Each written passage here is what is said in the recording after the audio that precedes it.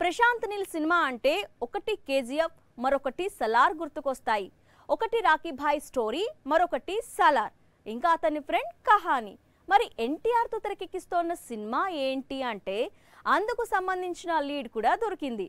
Cinema పేరును dragon గా పెట్టాడు. కానీ సినిమా మొత్తం కూడా దేశభక్తి నేపథ్యంలోనే సాగుతుందట. పవర్ఫుల్ క్యారెక్టర్స్ కు care of address Prashanth Neel. KGF, Salaar సినిమాలు చూస్తే ఈ విషయం ఇట్టే అర్థమవుతుంది. అయితే ఎన్టీఆర్ తో సినిమా అంటే టైగర్ ను ఎలా చూపిస్తాడు అనే క్యూరియాసిటీ ఉంటుంది కదా. పైగా మూవీకి డ్రాగన్ అనే టైటిల్ పెట్టాడు. కానీ స్టోరీ మొత్తం కూడా ఆఫ్టర్ ఇండిపెండెన్స్ అంటే 1960 బ్యాక్ డ్రాప్ లో సాగుతుందట.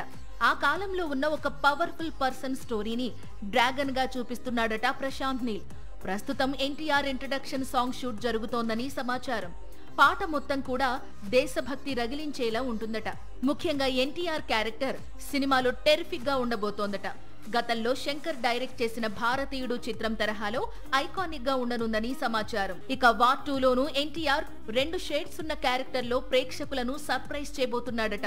టీజర్ లో ఎన్టీఆర్ పాత్రకు సంబంధించి ఒక లుక్ మాత్రమే చూశారని, మరో లుక్ ఇంకా సీక్రెట్ గా ఉంచారు అనేది గాసిప్.